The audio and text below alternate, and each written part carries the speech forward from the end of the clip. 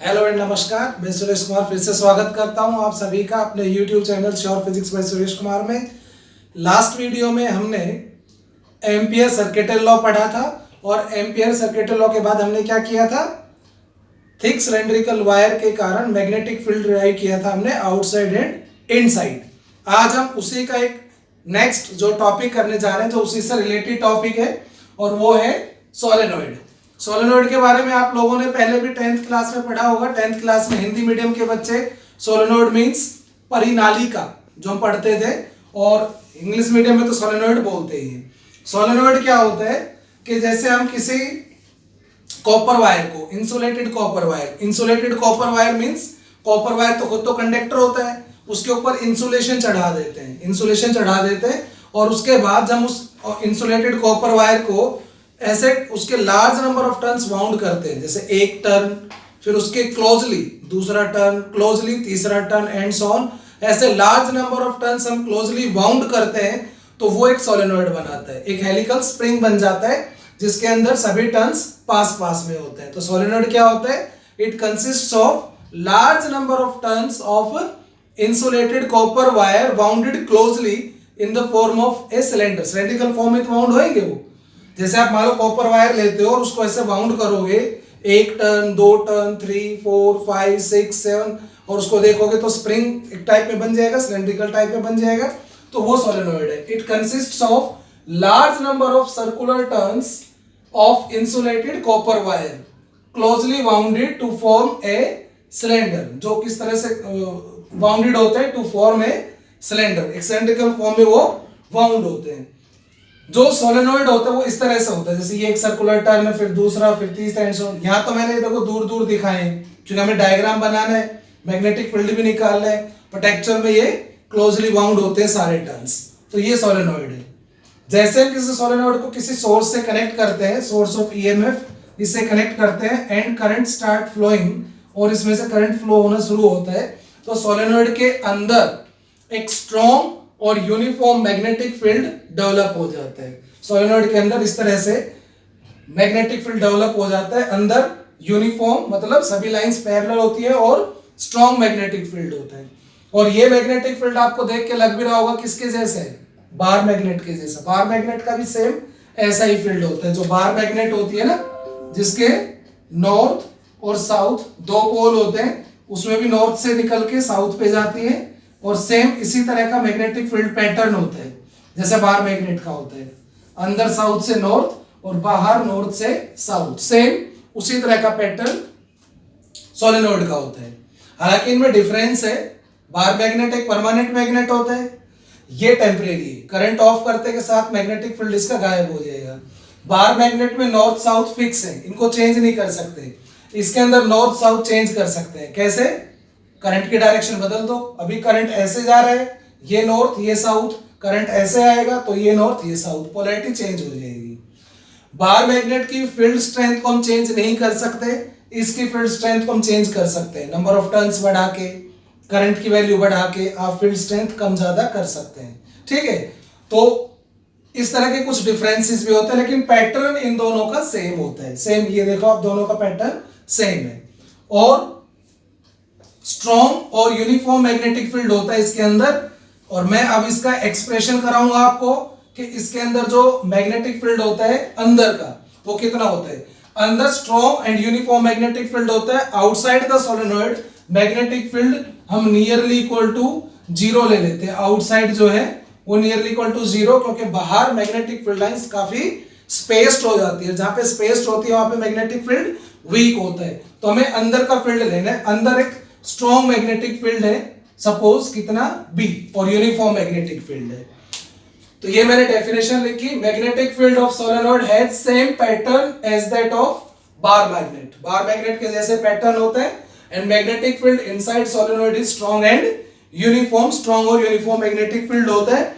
इसका हम अभी फॉर्मूला ड्राइव करेंगे यूजिंग एम्पियर सर्किटल लॉ। ठीक है, तो मान लीजिए इसकी लेंथ कितनी है, L।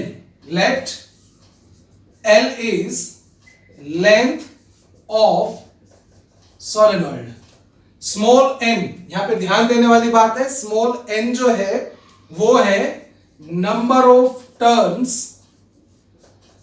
पर यूनिट लेंथ, मतलब सोलेनोइड की यूनिट लेंथ में कितने टर्न्स है उसे हम कहते हैं small n, number of turns per unit length. Small n ध्यान रखें, स्मॉल एन क्या है, number of turns per unit length. एक होता है टोटल नंबर ऑफ टर्न्स, लेकिन ये क्या है, टोटल नंबर ऑफ टर्न्स नहीं है, ये number of turns per unit length, unit length में कितने टर्न्स है वो है। ओके, और आई मान लीजिए क्या है, electric current flowing in wire, solenoid wire में आई करंट फ्लो हो रहा है। तो हमें क्या करना है, एम्पियर सर्किटल लॉ से इसको ड्राइव करना है। एम्पियर सर्किटल लॉ से ड्राइव करना है तो हमें सबसे पहले एक एम्पियरल लूप कंसीडर करना पड़ेगा।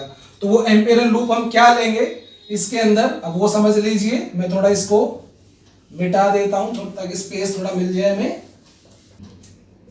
तो देखिए L length of the solenoid, full length है वो इसकी, मान लो हम, हालांकि इसकी जरूरत नहीं पड़ेगी, ठीक है।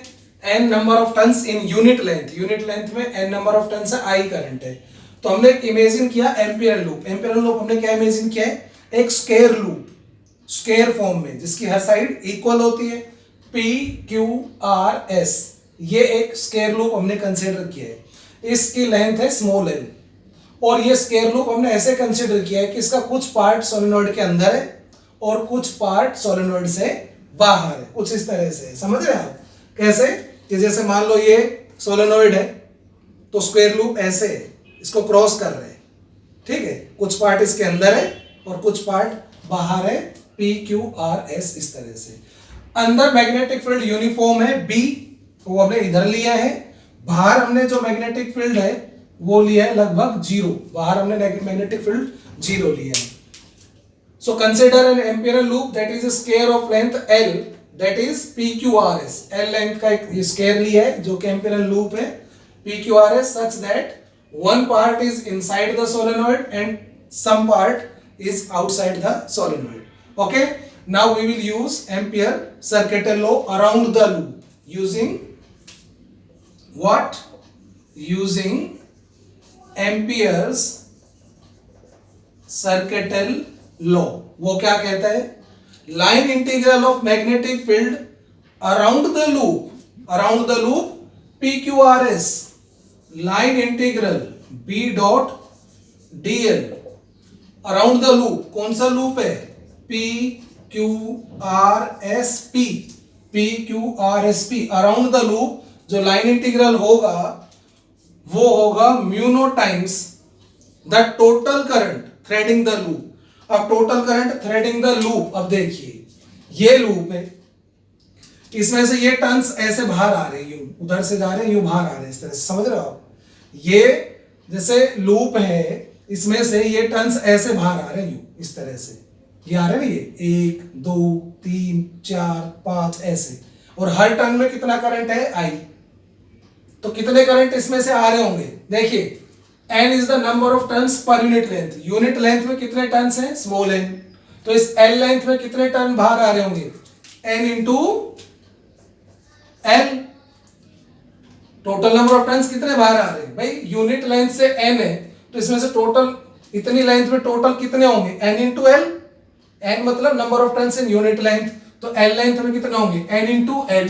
ये टर्न्स, इतने टर्न्स इसमें से ऐसे निकल के आ रहे हैं, और एक टर्न में करंट कितना है, आई। तो टोटल करंट कितना हो गया, एन एल आई। कल मैंने एम्पियर सर्किट लॉ में बताया था कि जो भी हम एम्पियर लूप लेते हैं उसमें जितने भी कंडक्टर क्रॉस कर रहे हैं टोटल करंट उन सब का होगा I1 plus I2 plus I3, इस तरह से।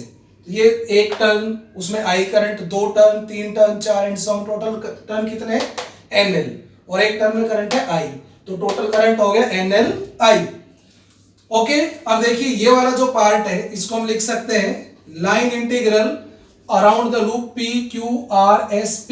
तो line integral from P to Q, इसको हम ब्रेकअप कर सकते हैं, पूरे को 4 पार्ट में तोड़ सकते हैं। Line integral from P to Q plus line integral from Q to R plus line integral from R to S plus line integral from S to P।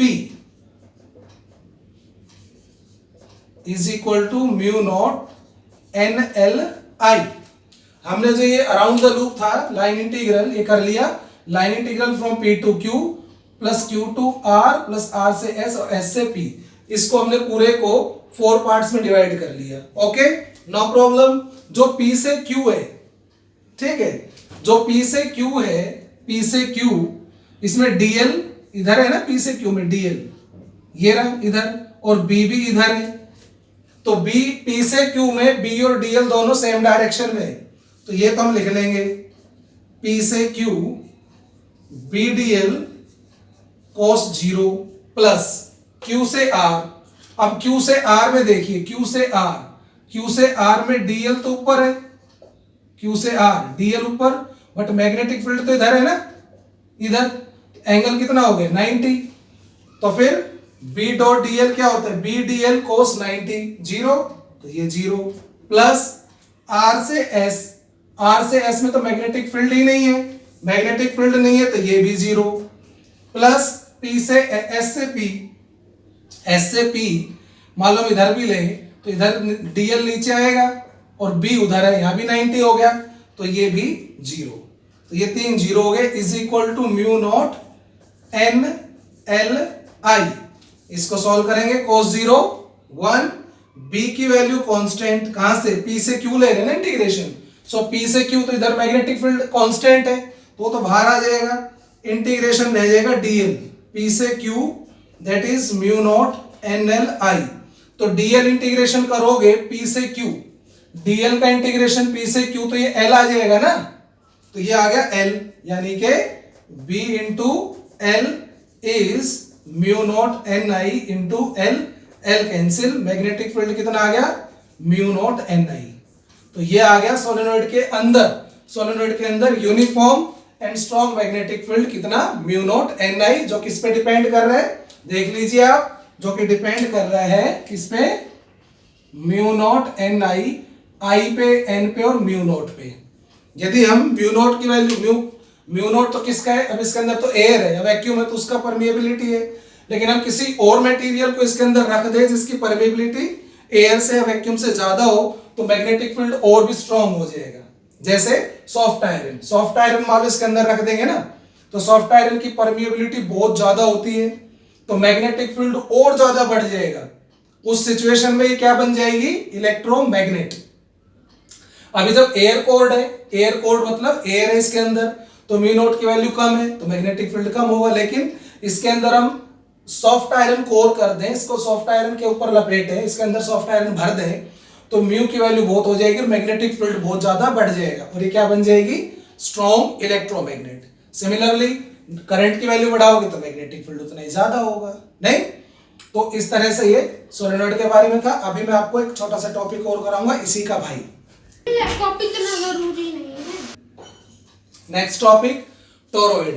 Toroid solenoid का ही भाई है छोटा। सोलेनोइड जैसे मैंने बताया था, उसके सोलेनोइड के दोनों टर्न्स को यूं मिला दे, क्लोजली टर्न्स जो है उनको यूं मिला दे सर्कुलर फॉर्म में तो ये टोरॉइड बन जाएगा। आप देख लो, इसको सीधा कर दे तो सोलेनोइड और दोनों टर्न्स को ऐसे मिला देंगे तो टोरॉइड बन जाएगा। फिर फील्ड लाइंस अंदर ही अंदर रहेंगी, फील्ड अंदर ही अंदर रहेगा इसकी। तो टोरॉइड क्या होता है, it consist of large number of turns of insulated copper wire bounded closely in the form of a circle. बस इतना फर्क है, उसमें कैसे था, in the form of a cylinder, और यहां पर ये क्या बन रहा है, नंबर ऑफ टर्न्स मिलकर एक सर्कुलर पैटर्न बन रहा है, सर्कुलर शेप बन रही है, ठीक है। ये नंबर ऑफ टर्न्स से क्लोजली बाउंडेड होते हैं। तो सोलेनोइड को एक तरह से यूं ऐसे मोड़ दिया हमने, उसके अंदर ही अंदर फील्ड रहेगा। अब जो मैग्नेटिक फील्ड होगा वो सोलेनोइड के अंदर ही अंदर रहता है, बस सोलेनोइड के टोरॉइड के अंदर ही अंदर मैग्नेटिक फील्ड रहता है, एंडलेस, कोई नॉर्थ साउथ पोल नहीं होता। ये जो ब्लैक लाइन मैंने खींची है ये एक समझ लो इसकी मैग्नेटिक फील्ड लाइन ही है, तो ये मैग्नेटिक फील्ड लाइन इसके अंदर ही अंदर रहेंगी, एंडलेस मैग्नेटिक फील्ड होगा, स्ट्रॉन्ग होगा और मैग्नीट्यूड हर पॉइंट पे सेम होगा। मैग्नीट्यूड, डायरेक्शन तो सेम होगी नहीं क्योंकि टेंजेंट के अलॉन्ग है, डायरेक्शन तो बदलेगी। So magnetic field is constant in magnitude, okay, and strong enough. So magnetic field inside toroid is uniform in magnitude and strong. Magnetic field inside toroid has no poles. कोई पोल नहीं होते. Magnetic field lines are circular inside it. Circular magnetic field lines होती है, endless होती है। Consider, अब हम इसका मैग्नेटिक फील्ड निकालेंगे अंदर, ठीक है। तो एम्पियर सर्किट लॉ से उसके लिए हमें सबसे पहले एक एम्पिरियल लूप लेना पड़ेगा। Consider N imperial loop. क्या लिया हमने imperial loop? That is a circle of radius r inside it in its magnetic field. इसके मैग्नेटिक फील्ड में r रेडियस का एक सर्कल ले लिया, यही हमारा एम्पिरियल लूप है, ठीक है। उसके बाद हम क्या करते हैं, एम्पिरियल लूप के ऊपर एक स्मॉल एलिमेंट लेते हैं dl। तो ये सर्कल लिए है, तो इस सर्कल में dl जो लेंगे वो टेंजेंट के अलोंग होगा ये, और मैग्नेटिक फील्ड भी टेंजेंट के अलोंग ही होगा इसमें हर जगह पे, तो सेम डायरेक्शन में हो गए। तो इसमें let dl is small element on loop, किधर? अलोंग टेंजेंट, और b क्या है? Magnetic field. तो ये क्या कहता है, I मान लो क्या है? Current. I is the current in toroid. So using Ampere circuital law, line integral of magnetic field, line integral of magnetic field around this loop, ये loop is equal to mu naught times the total current जो इसमें से आ रहा है। अब इसमें से जो करंट आ रहा है वो कितना आएगा? देखो ये लूप है, इस लूप में से ये टर्न आ रहा है 1 2 3 4 5 6 एंड सो ऑन, इस तरह से। तो टोटल टर्न्स कितने आ रहे हैं? टोटल टर्न्स n यहां पर क्या है मैं लिख देता हूं, n is number of turns per unit length, number of turns per unit length. तो यूनिट लेंथ में तो n टर्न्स है, तो ये टोटल लेंथ कितनी है? 2 पाई r। 1 टर्न 2 3 4, तो टोटल टर्न्स कितने हैं? Number of turns in unit length into total length. Total length कितनी है? 2 पाई r, और इनटू एक टर्न में कितना करंट है? I। तो ये हो गया I, mu naught times the total current. इसका इंटीग्रेशन करेंगे तो b और dl सेम डायरेक्शन में है, तो ये हो जाएगा b dl cos 0 mu naught ni into 2 pi r को अलग कर लेते हैं। cos 0 1 और b की वैल्यू अंदर सेम है, cos 0 1 और b की वैल्यू यूनिफॉर्म मैग्नीट्यूड में हर पॉइंट पे। इंटीग्रेशन में सिर्फ क्या रहेगा? dl, तो mu naught ni into 2 pi r।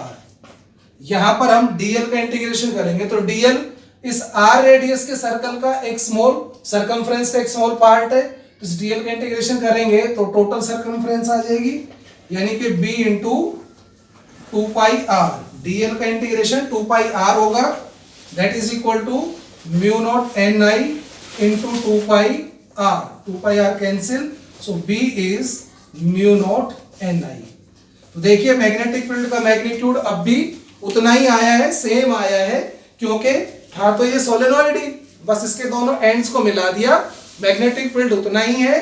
बस फर्क क्या है? पैटर्न का फर्क, मतलब उसमें क्या था? एंड्स होते थे, इसमें एंड्स नहीं है, एंडलेस मैग्नेटिक फील्ड है, इसके अंदर ही अंदर होगा और स्ट्रॉन्ग मैग्नेटिक फील्ड होगा। डेफिनेटली म्यू की वैल्यू चेंज करोगे, आई की वैल्यू चेंज करोगे तो मैग्नेटिक फील्ड इसमें स्ट्रॉन्ग होगा। आई होप आपको ये समझ में आ गया होगा, इसलिए आप इसको रिवाइज करें, ज्यादा से ज्यादा इसको पढ़ें, कोई भी डाउट होता है वो पूछें, न्यूमेरिकल्स करें। अगली वीडियो में फिर से हम मिलेंगे, तब तक के लिए stay safe, stay at home, thank you.